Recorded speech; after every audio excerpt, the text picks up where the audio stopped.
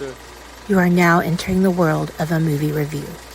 A world full of drama, joy, ridicule, movie spoilers, unpopular opinions, and adult humor for as far as the eye can see.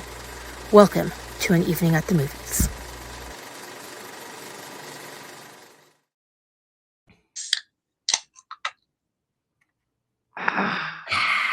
Welcome back, everybody, to the greatest movie review based podcast on the interwebs. An evening at the Take movies. two. I am your excited to be here co-host, Case. Well, according to my name tag, Detective Inspector Kasey B. Better get that right. We will get into that in a couple of minutes. But for those of you who don't know, this is an evening at the movies, the podcast where we eat the stale popcorn, and of course, as always, we drink the watered down sodas. And there is soda in this, and it is a little watered down. So there you go. Watered vodka down with soda, alcohol, maybe, and ice. I gotta start keeping my vodka cold. Yeah, discuss all of our favorite movies and why we love them. But before we get into all of the movie stuff, though, we have to say hello to not that side of the screen, that side of the screen. Everybody's favorite co-hostess is back with us.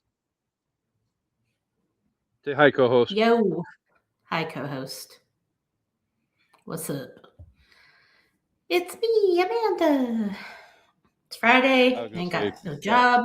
Ain't got shit to do. I'm gonna drink some drinky drinks. Wrong Chris Tucker movie. True. Very true. But I mean, there is still the rumors that number 4 is coming, and supposedly he's coming back for that one. But that rumor's been floating around for almost a decade. We don't need another Friday movie. We really don't. Like, you can't. It's one of those things you can't recapture the magic. And obviously, they tried by making how many? 3 or 4, I guess. Like, it's too much. Also, everybody, ignore my lobster red face because I've been in the pool. I've been in the poo, and the rosacea always flares up in the heat, and I probably got a little sun, but I'm actually pretty tan. Look how dark I am. It's so impressive. That's because you spend 8 hours a day in the freaking pool. Well, that is just not true. It's not warm enough for that yet. More like first world problems, but yes. I'm not third world ugly. Women think I'm cute, like Snoopy. So sorry, I know we're not there yet. But yeah, getting back briefly while I was muted, getting rid of the guest being Griffey, but poor Griffey. Yeah, the whole we don't need a 4th Friday. We don't technically need a 4th Rush Hour either, but evidently somebody's going to throw a temper tantrum and force Paramount to give it to us. Evidently, all they're waiting on is signing Chris and Jackie. Well, they are too old for this shit. Like, I'm invoking the Murtaugh rule. I think they're probably... Jackie Chan's at least mid-50s, right? Maybe 60s. I don't know how Chris Tucker is, but I gotta say late 40s at least. Actually, Jackie Chan is not as young as you think he is. And I'm currently Googling as we speak, so... But yeah, Jackie Chan is not... Chris Tucker is, I believe, a little bit older than us. Yeah, but not by much. And we old. Yes, woman. Hello. I'm just saying, they're too old for this shit. Well, I mean, you can't keep redoing movies over and over and over and over and expect to have the same success that you've had over the last 25 years. And so, would you like to add to the Rotten Tomato game and take a wild guess on how old Jackie Chan is? A legitimate guess, I would say 61. You would not be close. Am I under? No. Oh, I'm Well, over. yeah, you are under. Oh, okay. I, it's Friday. My brain is already checked out. So, Jackie Chan was born on April 7th, and let me move to this portion of my screen. Um, Drum roll, please. I did it early. 1954. Motherfucker, don't make me do math. Just tell me how old he is. 72. Carry the. No fucking way. Wow. After Black Don't Crack, it's Asians. Like, or maybe they even Thai. He looks so much younger. To be fair, I haven't seen a current picture of I Jackie Chan in seriously a never minute, would have.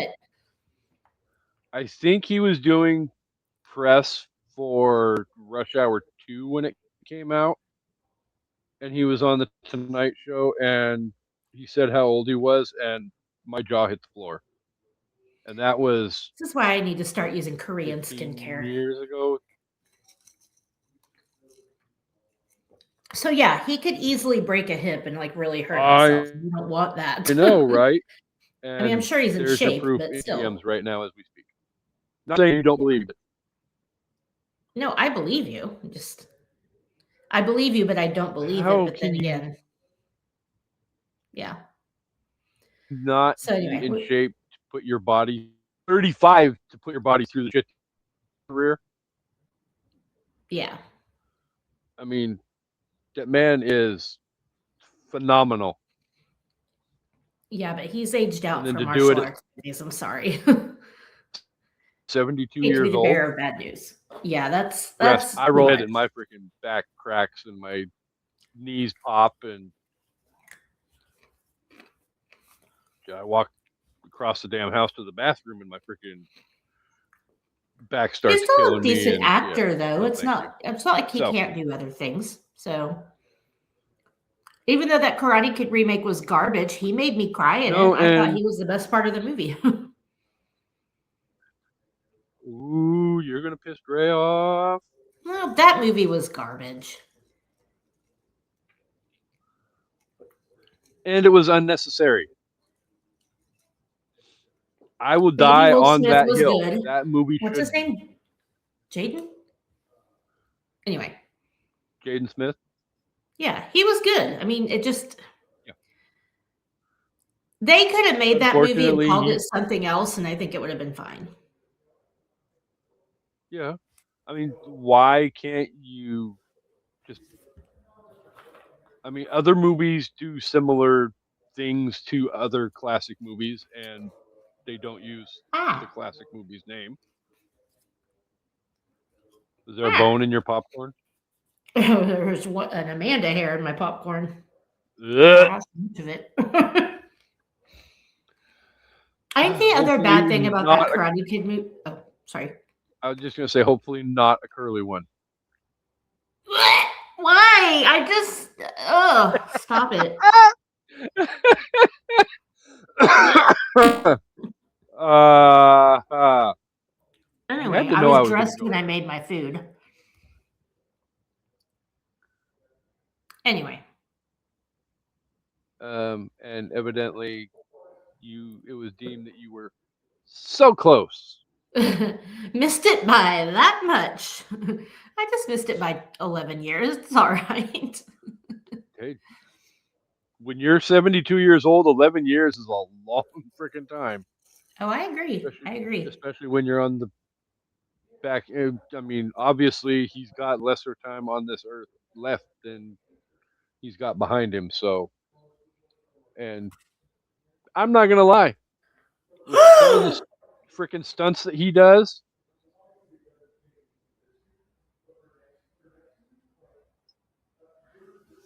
and who was that Listen from? here, Jawsborn. Jawsborn 87. Oh, Fuck the Spurs. Fuck oh, the Knicks. uh, Thunder for life, yes. baby. What? Not after last night, but we'll see what happens tomorrow.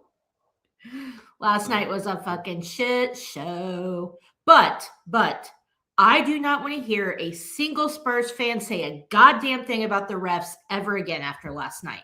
We played like trash. Like, I'll put that out there. We played like trash, but the lack of foul calls was absurd. Like, At the the end of Spurs, the day, Stefan Castle spent the more time at the line than he spent playing the actual game. the officiating in this series has sucked ass from game one all the way through game six. That's because the NBA won 7 games. Jen was going off last night So about that because that's been her theory for a while that the whole league is rigged. And, you know, we kind of talk about it because I feel like sometimes they do rig stuff, but I don't see the players participating in that, which is what Chris said. Like, the players aren't going to go out there and purposely suck. I mean, unless they're getting a huge kickback and we just don't know about it. So, but it is weird how we could go from being like so hot in game 5 to like garbage dumpster fire in game 6. But yeah, say yeah, buddy, day, all you want. That elbow shoulder into Shea that was just a common foul, that was a flagrant. Like, give me a break. Anyway, we're not here to talk about that. All Thank I'm going you to for say watching before I us, move and on I'll excuse you for your bad taste in basketball. um, and Don says, "Yeah, buddy." Um, but at the end of the day, bad calls or not, you guys didn't hit the baskets when you needed to, and there was a lot of freaking piss poor ball handling. Definitely. But a lot of times they should have been able to get to the basket and couldn't because they were fouled and it wasn't called. But again, I prefaced it. We played like trash last night. So we'll see what happens. Well, I think in I game mean, 7 OKC is going to be, I think we're going to get it. So, yeah. I think it's a far cry that it either needs to be called 50-50 right down the fucking middle, or they need to freaking just leave their whistles in the locker room and not call shit for anybody, and may the best team win. Well, and I think In my opinion, and that's if coming you from don't somebody who like, hates the fucking Thunder. I think if you don't like the way certain players may take advantage of the rules, then you need to change the rules. I don't, well, anyway, that's a whole other conversation. We need to get Chris on here and just do a whole episode talking about basketball, not just the Thunder, but overall. I will say, last thing about this, what I am excited about is for us to play the Knicks and the Knicks to have to come back to Oklahoma City, and I hope they have to stay at the Skirvin Hilton Hotel. If you don't know what I'm talking about, Google it. It's funny. Well, Okay, I mean, moving on. for the Knicks to have to come play in Oklahoma and stay there, that would mean you guys have to win Saturday, and Yeah, that's and not a I said it guarantee like right it's now. I said it like it's a foregone conclusion. Just roll with it. So, all right. With all of that said, the month of May has been um, martial arts in May month. For those of you just joining us and not paying attention to the year, we've done themes all year long. Razzie Awards, slept on 80s movies, amazing female performances, and cop movies. May, obviously, we did martial arts movies.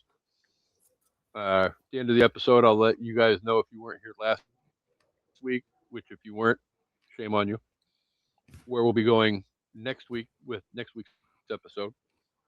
But I'm excited for spoiler next alert week's movie. and small teaser, we are talking about a fucked up movie next week. That we are. And it don't even take 5 minutes into the movie for it to get fucked up. All I will say right now, Yeah. and I will tell later, this movie changed my life career trajectory. That's all I'm going to say about it.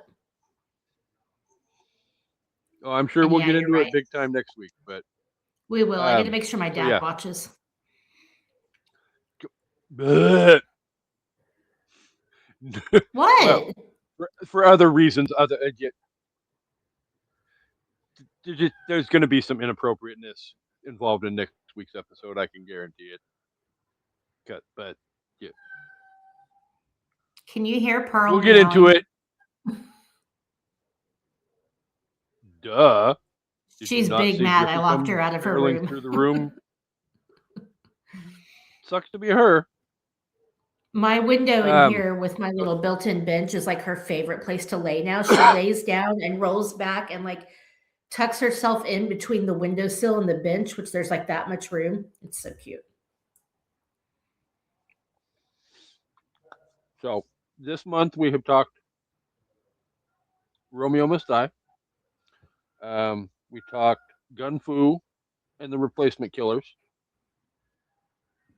We talked about a animated Kung Fu Master Panda last week with Kendra. And as much as the martial arts month needed Bruce Lee involved, you're going to get the next best thing without having Bruce Lee this month. We're going to go Jackie Chan today. So, if you're going to go Jackie Chan, there's only one time of day that it could be. It's rush hour. Is there a problem, officer? No, just rush hour. Oi. Boom, boom, boom.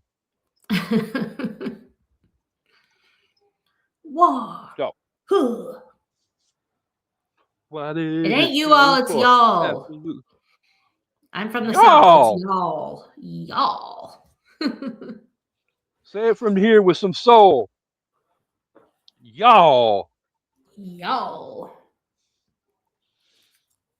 I'm not going to lie. That's probably not the last time that's going to come up in this episode. No, I'm sure. So, for those of you who don't know, Rush Hour released on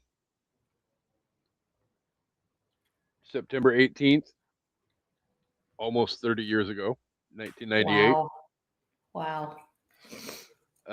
Directed by Brett Ratner, released by New Line Cinema, had a $33 to $35 million budget, and made a whopping $245.3 million at the box office. Wait a damn minute. What? Jackie Chan was in his 40s when he made this movie. Damn. Mm-hmm. Wow. You don't look it either. Dude kept his shit tight. Like being able to move like that in your 40s is no easy feat. If you're in your 40s or older, you know what I'm saying. I'm almost in my 50s, so I don't want to hear it. So, if you have not seen Rush Hour and would like to pause this episode and come back, because there's going to be spoilers all over the place. It's 30 years old, man. It is 30 years old. So, you've been warned, but you need to go and see it. And we'll get to why later in the episode. But it is available to rent wherever you can rent your movies digitally. Or you can probably go on Amazon or whatever and buy a hard copy, probably of the whole freaking set of 3 movies for $10 to $15. Probably. So, and at the end of the day, all 3 of these movies are well worth the price that you would have to pay to get to see them. So, but Come on. now that she walked off the screen, I'm here. I'm just letting this cat in, so she'll shut up. it's everybody's favorite time of the episode. Okay. We're we're going to see how slutty Amanda can be, and we have some Rotten Tomato scores for her to try and guess. I All have right. two. Tomato meter is 73 critic reviews. Go ahead and make your guess. I'm gonna go. How many did you say? 23? 73. And mind Oh, you, 73. last week I did spoil the fact that Kung Fu Panda was the highest rated movie on Rotten Tomatoes that we were See, talking and I about. already forgot. I mean, I remember Kung Fu Panda was in the 80s or 90s, so I'm gonna go 71. Okay. 62%. No, really, man. Well, that's I don't know why either. I don't This either. movie is not a 62% movie. Uh-uh. I promise you. Yeah, but film critics are All right. douches. Especially when it's that small of a number of critics. Yeah. It doesn't take much to skew the numbers in one direction. True. A couple of bad reviews and the number is going to go, ew. So, all right. Audience score, popcorn meter on 250,000 plus reviews. The audience gave the movie. You haven't let me guess it yet. I know. Oh. I'm okay. pausing for. I'm drawing it out while I was switching over so I could do my drum roll for when I reveal the audience score. So, the floor is yours to guess. I'm gonna go 82. And the correct score would be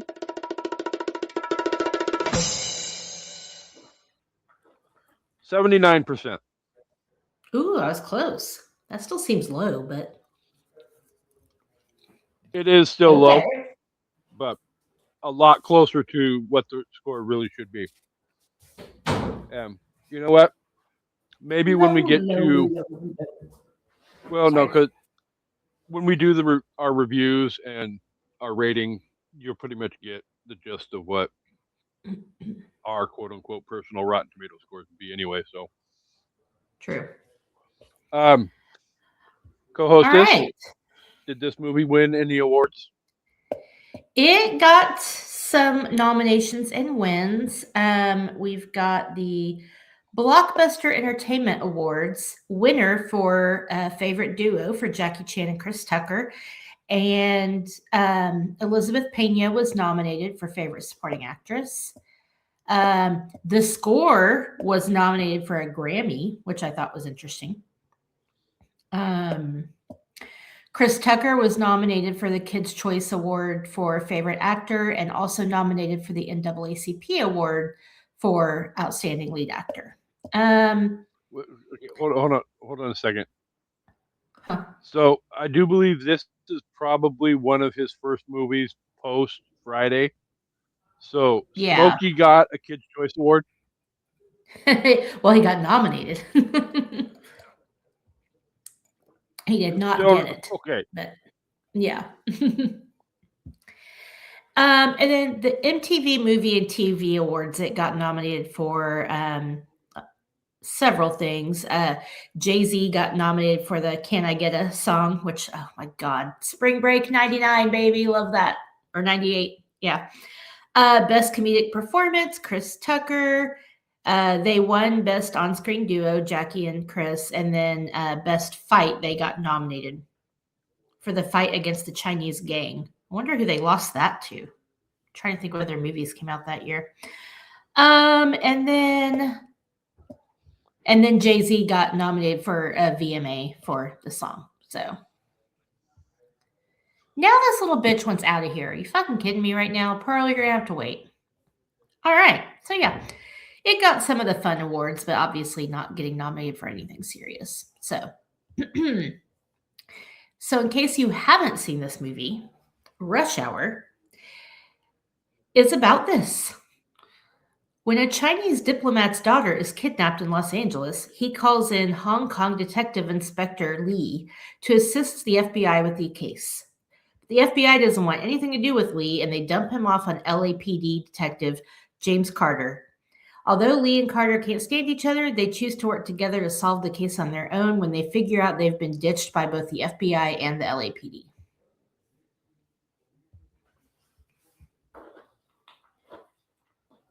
Whoa. Whew. I want to know, what's a detective inspector? Like, I need to know their ranking system of officers because detective inspector isn't something you hear very much.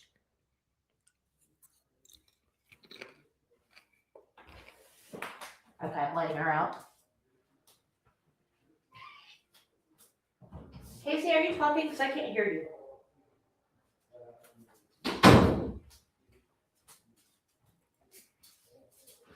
I cannot understand the words that are coming out of your mouth.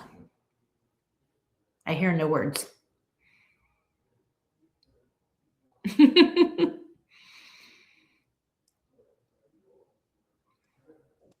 Better? Yes. Okay.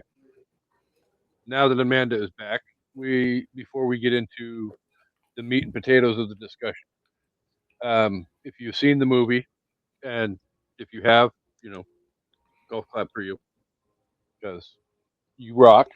But there are quite a few recognizable faces throughout the movie. That there are. Not the only movie that has, oh my God, I've seen him in this. Oh my God, I've seen her in that. I mean, it happens all the time, but you know, most Well, there people was when one they person think, I didn't care to think of.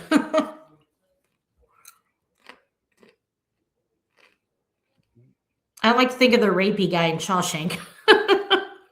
oh, Special Agent Russ, yes, Yeah.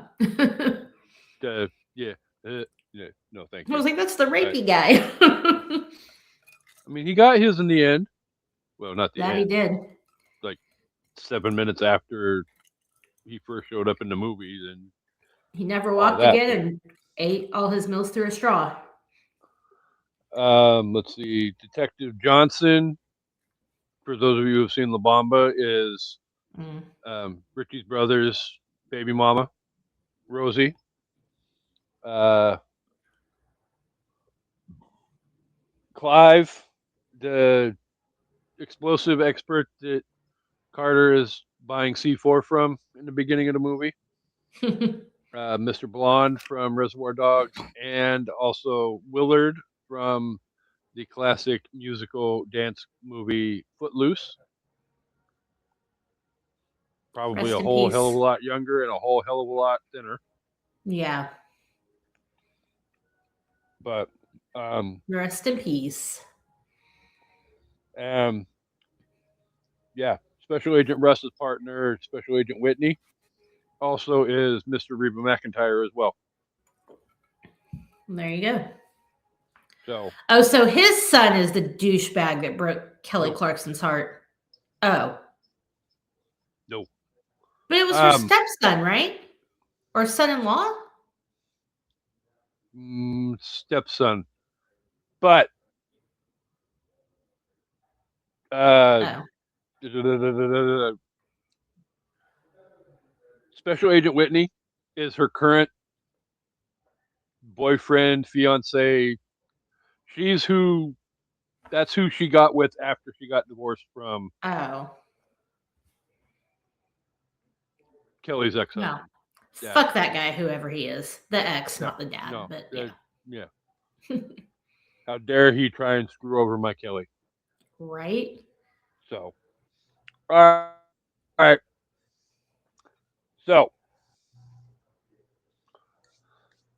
good or bad first? I don't care. No, fuck it. Let's go bad first. Because I don't feel like there's going to be a whole hell of a lot of meat on this bone. But, uh, in your opinion, in what ways does this movie fail? It's wildly racist. It is like off the charts racist. That literally, Um, I'm gonna preface like my whole argument for how it fails.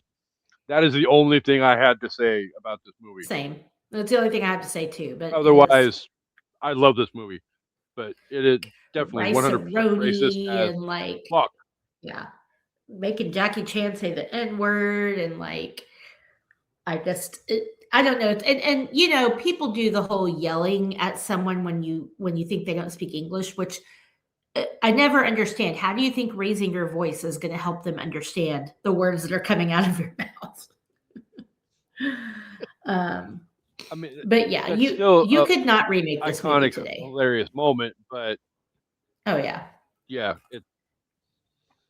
I mean, there is definitely probably some sexist moments Oh yeah, for throughout sure. the I movie mean, as well. I mean, a couple of times the with level of sexual harassment is Carter and like, Johnson.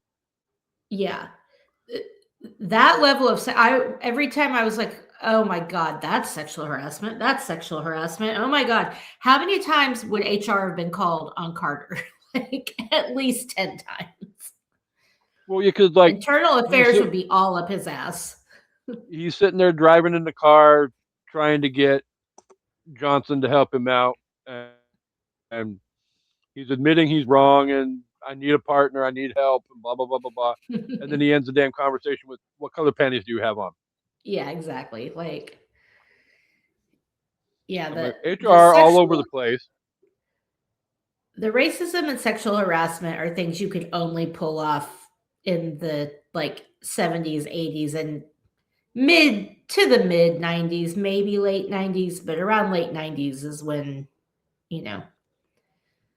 I mean, it's And still pre Me Too movement, but well, yeah. it And I definitely mean, ain't happening after Me Too. it's fun. I feel like in a movie like this, when it's a comedy and all of the main actors are okay with what they're participating in, then I think it's okay. I don't think it's okay in real life. Like in real life, I would never say or do half of the things they do. Like I'm not okaying it in real life. But for a movie, whereas nowadays it's like if it doesn't lend to the story in a meaningful way, people don't do it. And I understand that.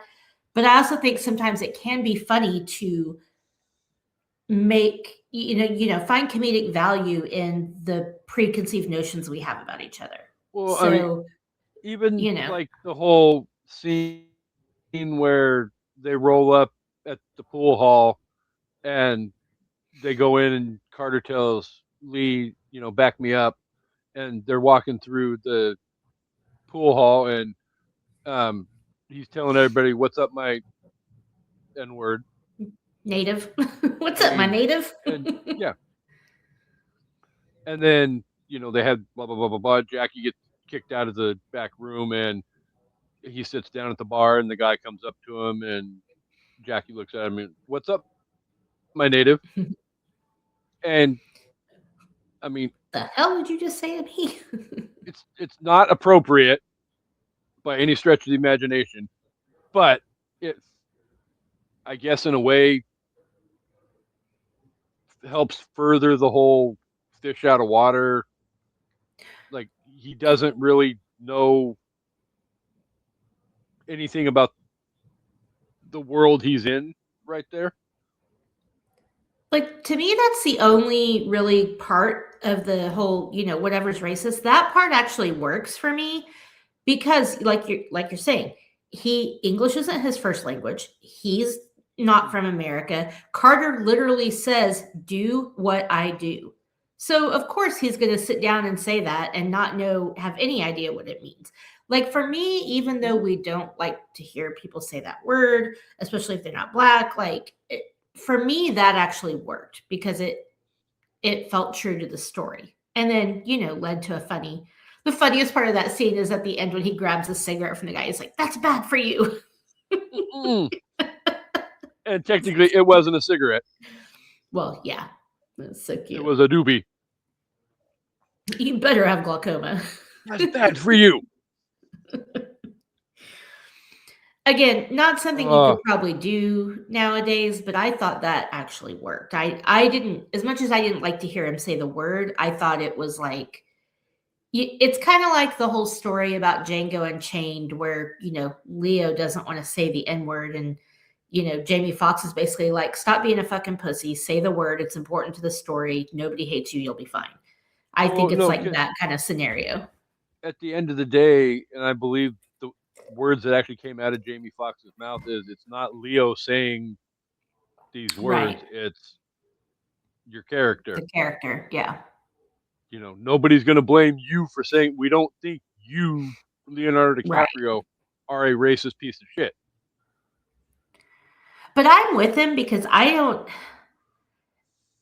mean, I did, theater and stuff in high school, but I don't know that I could say that word, especially more than once. I would be like, if I have to say this in a scene, it's a one and done. So this better be a good take. 'Cause I'm not like that word makes me so uncomfortable that like I don't think I could say it. So I get it, but I'm sure they had Oh, conversations no. about it, whatever. But like Yeah. I want to crawl inside my skin when I hear that word. So anyway. Yeah. Perfect analogy coming out of my mouth. Whenever that word gets uttered in any fashion, whether it's rush hour or the Green Mile or whatever, Ooh, yeah. it's like Freddy's Dead, the Final Nightmare with his claw on the chalkboard. Yeah. Yeah, no. It's the only bad thing about reading Stephen King books, man. You read his early work and he drops that word like it is nothing. And I'm like, oh, And again, I'm not personally saying that Stephen King is a racist piece of trash either. A lot of his earlier stuff is at least partially set in a time where that was yeah. I thrown mean, I out think he's there. writing for the time. Yeah. Like if you're writing a book based in 1978 or 1975 or where even in the 80s, people are going to say that. Like it sucks. It's awful, but Or So the anyway, 50s, like it. right. So So, again, follow his Twitter account, and you will definitely see that Stephen King is not racist by any stretch of the imagination. right. If anything, he hates the current racist piece of shit. Yeah.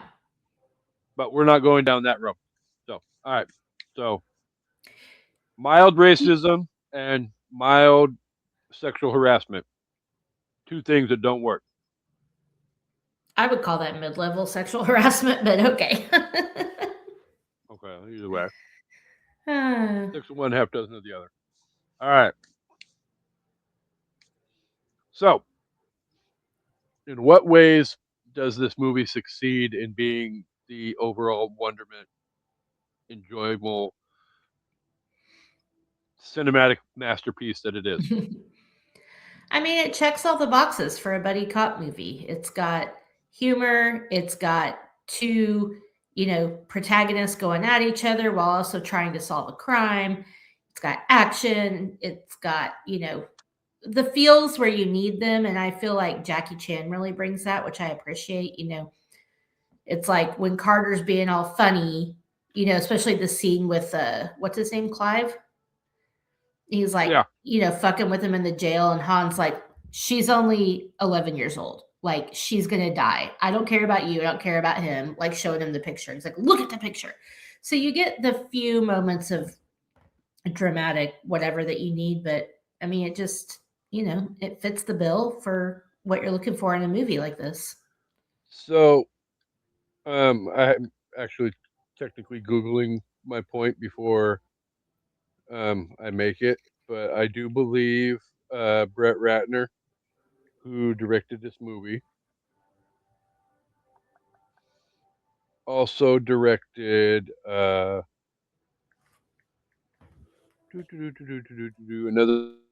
movie that we currently did a little while ago on an evening at the movies called XOF. Uh, And no, it was not. Um,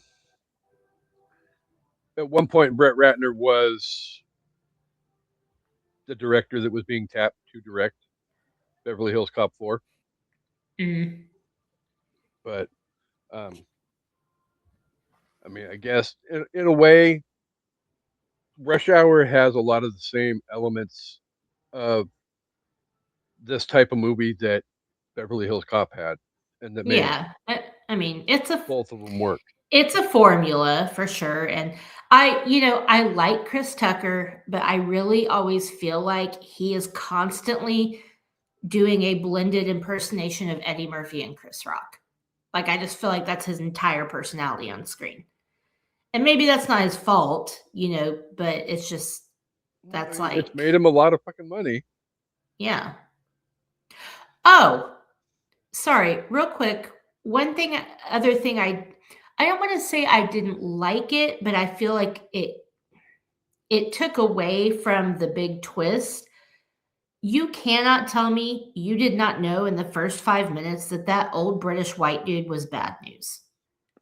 Like, and that actor has what's his name? Tom Wilkinson. He has a Yeah. he has a very good, I'll call it an RBF for a man. Um, right away that guy is bad news. I was not surprised at all to Well, find out that he was behind all this. I was surprised to find out if he you was pay Jun attention, Tao because he's a British white guy, but I was not surprised to find out he was yeah, behind it. I figured until probably shortly after Lee got to L.A. that Jun Tao was actually going to be the blonde-haired little Yeah, yeah. Asian dude.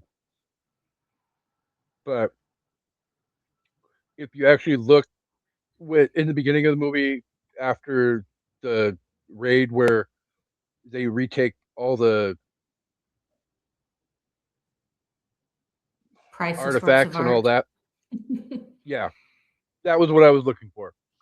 But he shows up at the banquet and he tells Inspector Han, or not Inspector Han, Consul Han, that he whispers in his ear, and and then Council Han makes the announcement.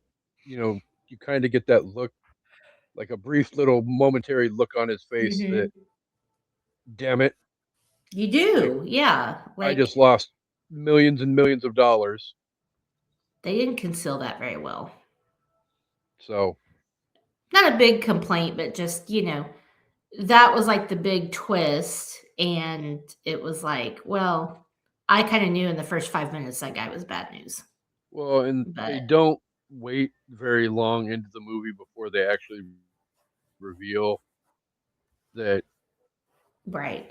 yeah, he is June. I mean, it's literally like halfway through the movie at the restaurant. The waitress comes up and whispers in the one guy's ear, and all of a sudden, the camera pans around and boom. Oh my Well, god! you still don't really know that he's Jun Tao though, because when the bleach hair guy is sitting there talking to him before they swiveled around, Yeah, he's asking for Jun Tao. So they kind of keep that, and you don't expect it because again, he's a white British old dude. But either way, I knew that guy was involved somehow. Like he just yeah. clearly he's not happy about his stuff being transferred over to China and whatever. And it's kind of funny because it's like you're worried about all these priceless artifacts, and then at the end, like Han's the only one trying to keep them safe. But which that scene is awesome when he's holding that giant vase and like fighting with trying that was pretty cool. Getting his ass beat and, Yeah. yeah, juggling the vase, and ultimately, You wouldn't. you know, and then somebody ends up shooting one of them and it explodes, and he's like, "Oh!" Yeah, it's like so much for all your priceless works of art. You want to hear a Like, damn it, funny I just got my ass whipped to save this shit, and he ends for up getting nothing? blown up in the end anyway.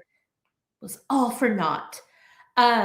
So funny perimenopause brain story. I'm watching this earlier and taking my notes, and George came out. We're making lunch, and I'm like, it was that scene, and I was like, try.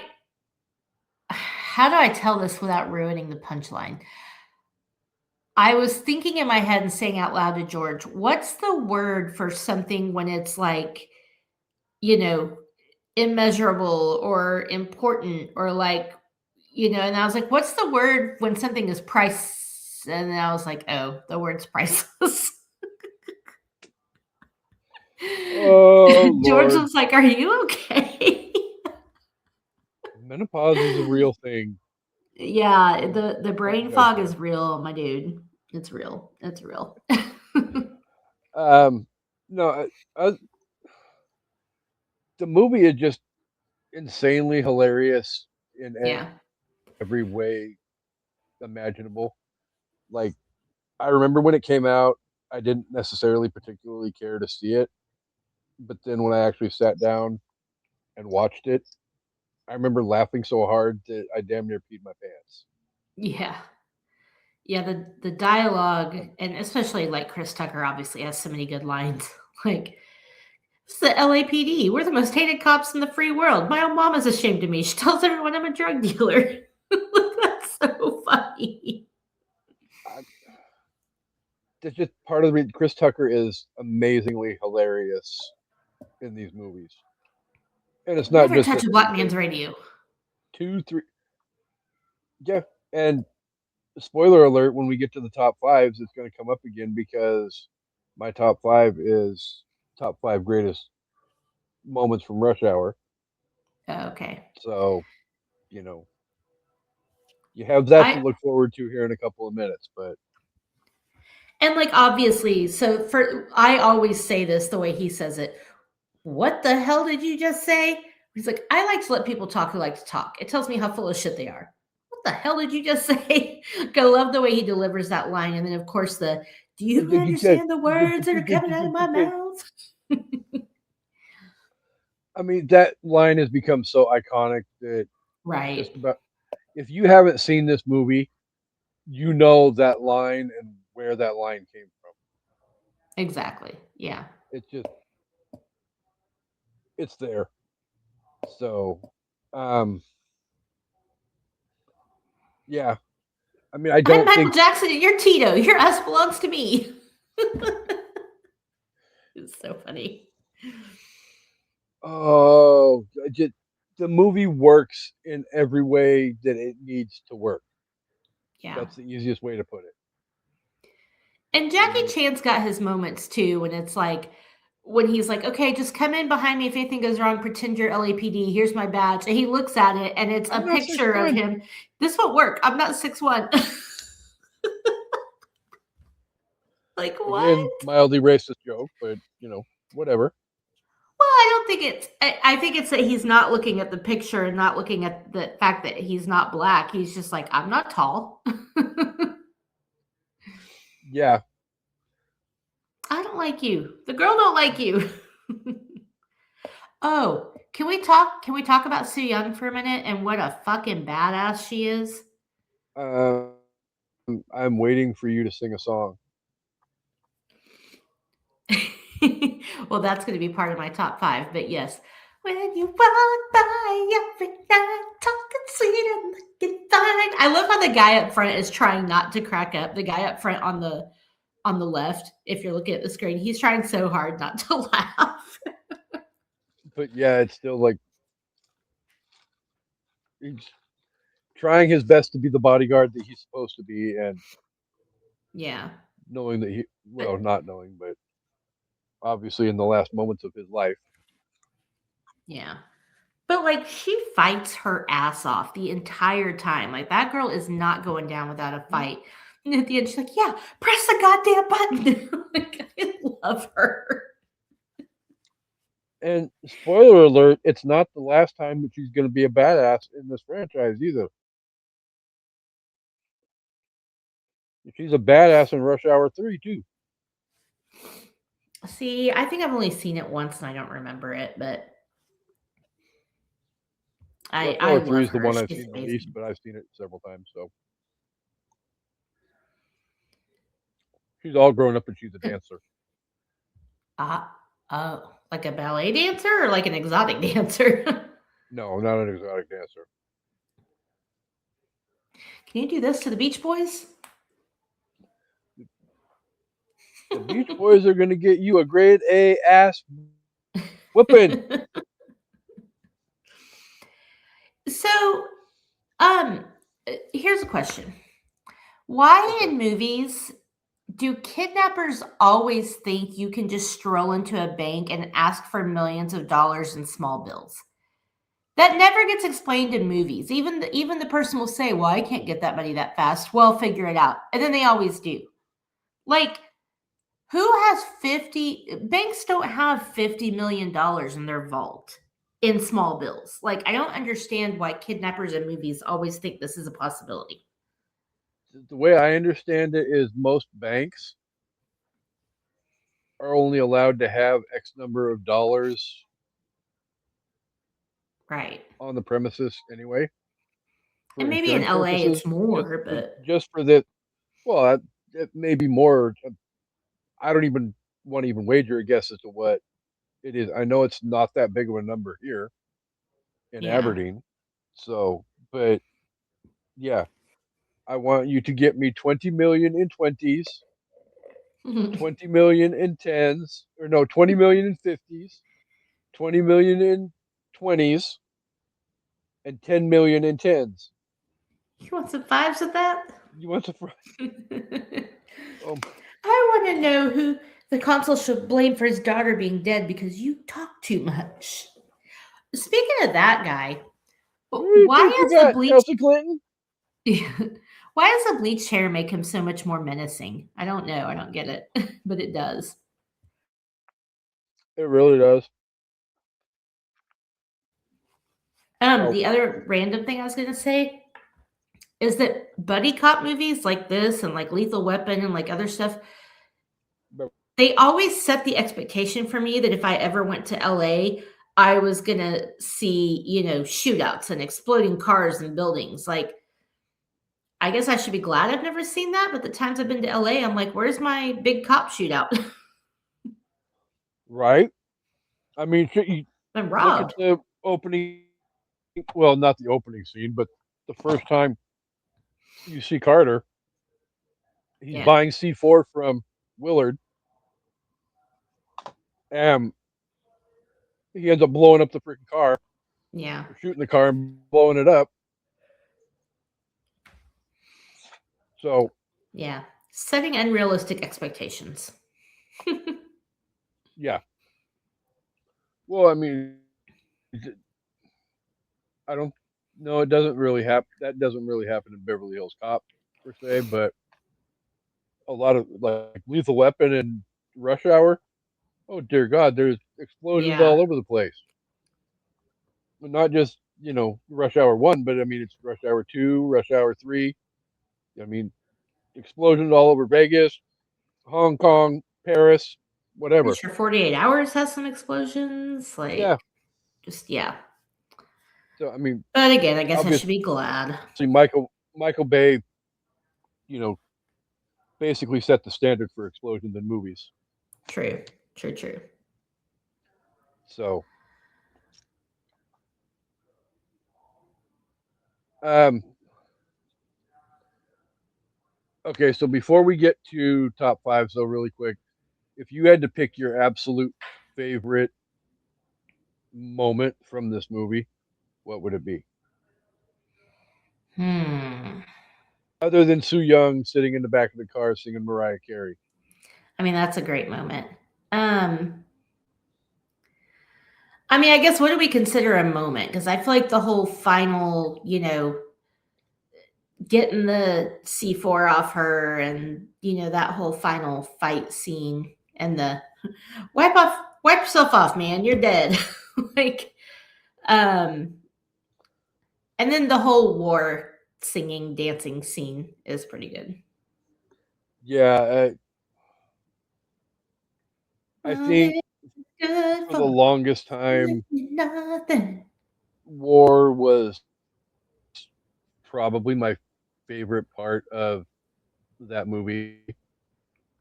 And well, I mean, coupled with the um, him turning on the radio in the car and turning on the Beach Boys, because Ever touch a black man's radio? spoiler alert, that joke pops up again very early in Rush Hour 2 Mm. because they're driving down the road in Hong Kong and Chris Tucker fucks up and he gets all pissed off and he just takes a CD out of Jackie's CD player and throws it out the window and he's like, "Don't you ever touch a Chinaman's CD player?" That's You know, funny. You can maybe do that in along Hong the Kong. lines You can of, get your ass shot in LA. yeah. Well, I mean, it's the opposite of the whole joke that Right. don't you ever Yeah. touch a black man's radio? So, And Jackie's got pipes. Like, he actually has a pretty decent singing voice. uh, Jackie actually started in the industry as a singer. Interesting. I've actually seen him sing numerous times. I can't help falling in love with you, the Elvis Presley version. Oh, okay. So, What if you is have it not seen known him perform for? that, you definitely have to go look that up. So, if I can find a video of it, I will post it on the An Evening at the Movies group page so that people can see it as well. Nice. But the man, as talented as the action star as he is, he's that much better of a singer. Yeah, he's a good voice. So, Except it ain't and you all, it's y'all. Chris Tucker isn't that bad of a singer either. I mean, you don't necessarily get that as much in the first Rush Hour, but like there is a scene with him singing the hell Michael Jackson song was it in Rush Hour 2? He's singing a Michael Jackson song at a karaoke bar in Hong Kong, and Nice. I mean he's not like pop star worthy quality singer, but you can tell that he's got a little bit of singing talent, a hell of a Yeah. lot more than I've got. So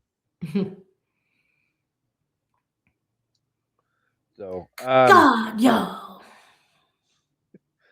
um, all right. So do you have a top five list that you would like to share with us? I do. So I went with um small kid roles in movies that left a lasting impact. And one of my honorable mentions isn't a movie, but that's why it's an honorable mention. So two honorable mentions. First one is um Little Forrest and Jenny and Forrest Gump. They were both good. Both left a lasting impact. Little Forrest was adorable and funny. And then Of second honorable course. mention, which I actually don't know if you know because you've never told me that you watched, but Derek from Stranger Things, season 5. Derek had a small role, but it was hilarious and has made that kid famous. He's been on all the shows, he's gotten some commercials, he's just funny. Have you watched season Yeah, 5 yet? I haven't watched season 5 yet. Okay. Well, you'll like Derek. Derek is funny. Better than the Okay, other so Derek in the TV show I'm watching. oh yeah. Okay, so number 5 is the I don't think they ever actually say his name, but it's the kid at the police station in The Hangover.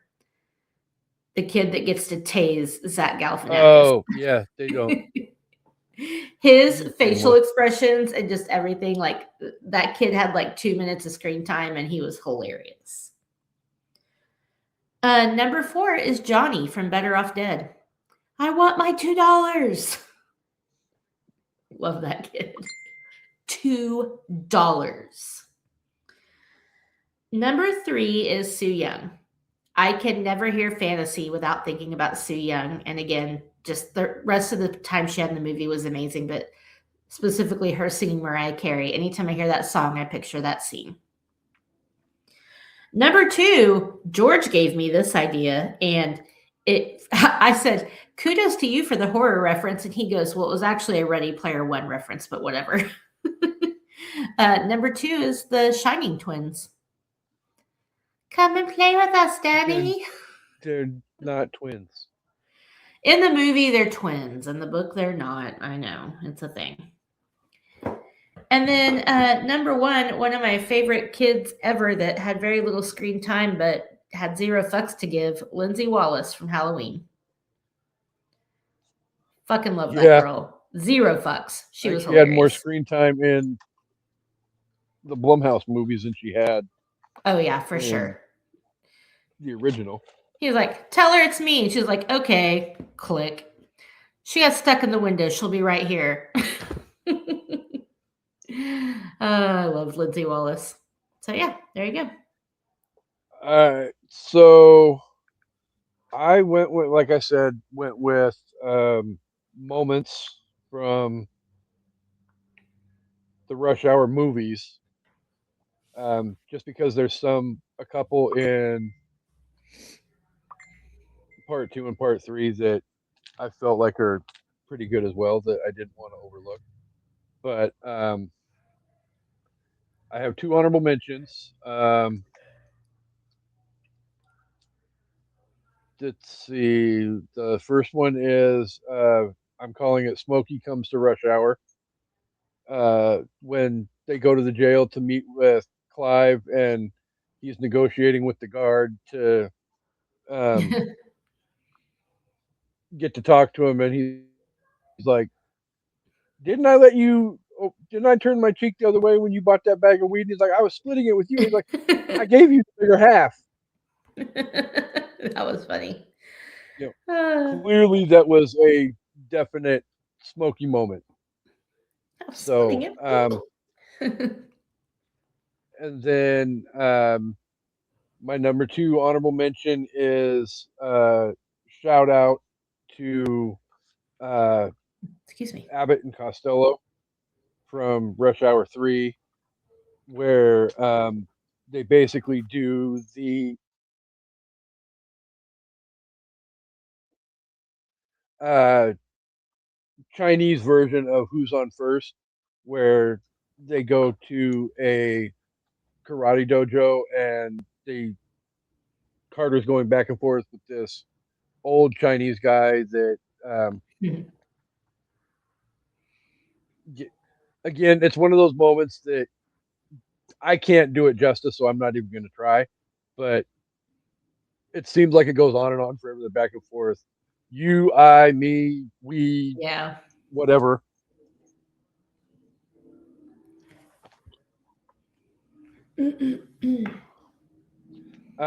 Number five is hold on, I have to unlock it.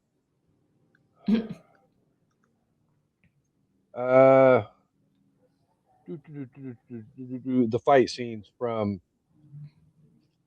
all of it, because literally they're such iconic moments and Yeah. well choreographed.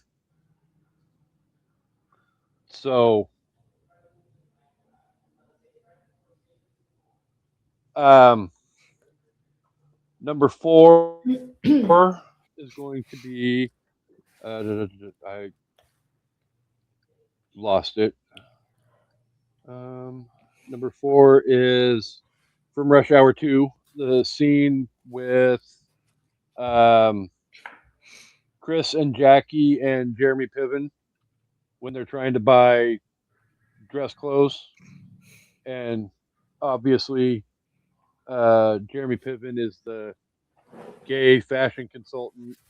And yeah, it the back and forth between the three for the brief moment that they're all three together Yeah. is hilarious. Um, Number three is again probably my original favorite moment from the movie, and it's the war scene between the two, and the fact that it rears its ugly head again in the very last moment of the movie. They're on the airplane, and he's like, "How long is this flight?" And he's all like, "15 hours." Yeah. And he's like, "15 hours? What are we gonna do for 15 hours?" And Jackie puts the headset in. Whoa, huh, Ooh. what is So, I mean, Absolutely nothing. let's see. Number two, I think I'll go with uh, the Beach Boys. Will get you a grade A ass whooping. That whole scene with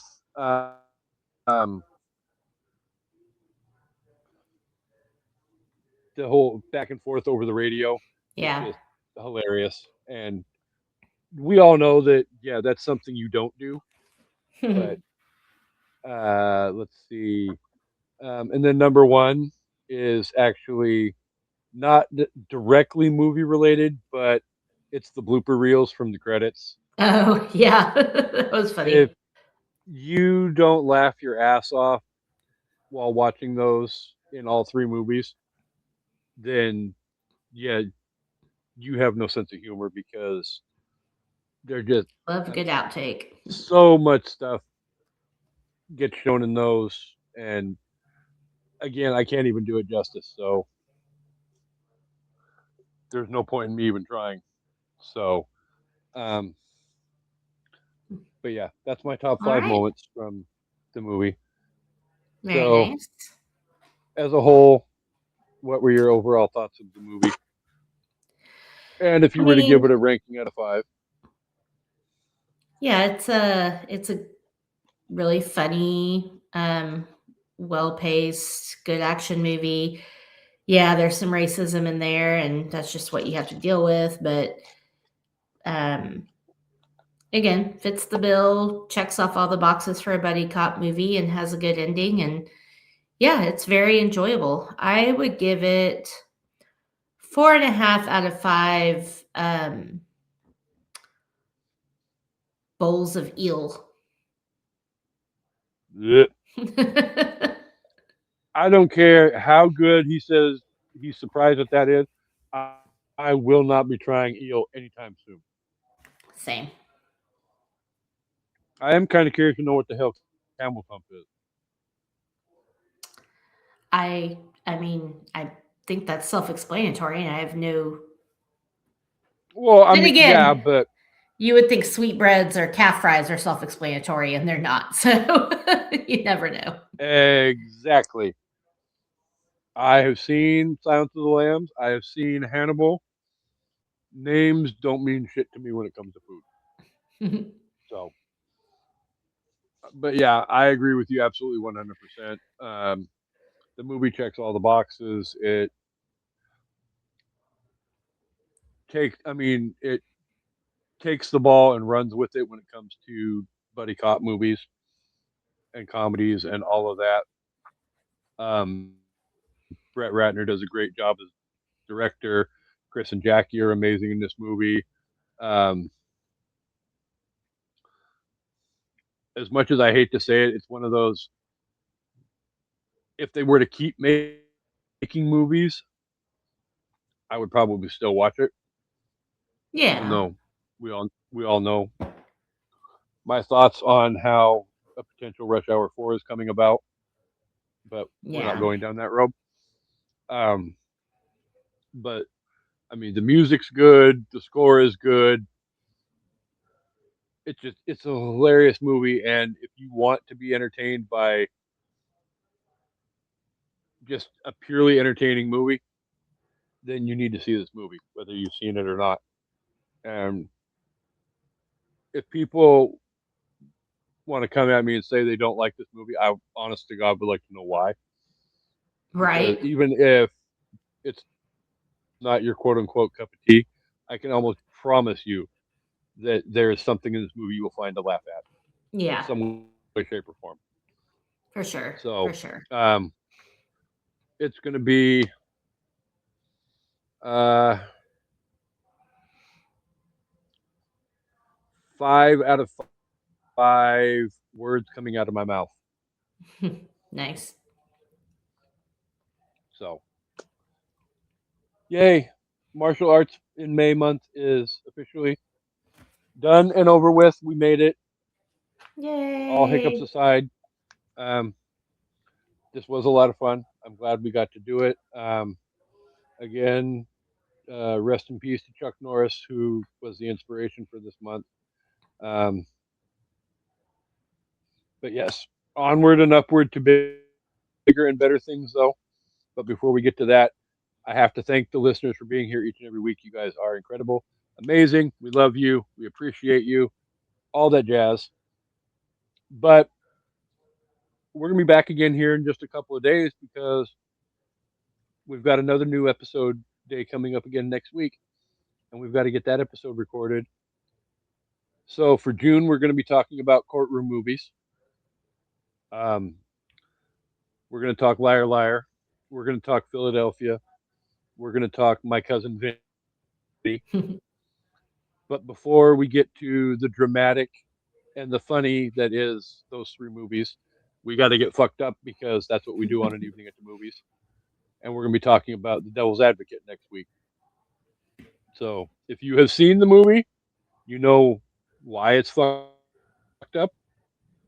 If you have So not many seen the levels of movie, fucked up.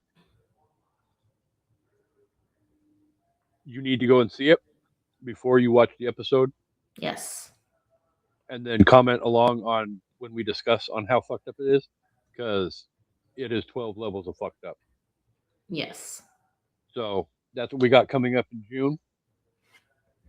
Um, Lots of greatness. Also, before I go, or before I turn the microphone over to Amanda to take us home, I want to let everybody know that one of our long missed co hosts has been in contact with me, and he personally sends his love and he says he misses everybody and he can't wait to be back with us sooner rather than later. So hurry back, Chancy Greif. We miss you, and he misses everybody as well. So, with all that said, though, co-hostess, the floor is yours. All right. Well, thanks everybody for watching and listening and commenting along if you did. We hope you enjoyed our review of Rush Hour. And we hope you liked this episode. Like that was repetitive, whatever. And we hope you all come back for an evening at the movies. Goodbye and thunder up.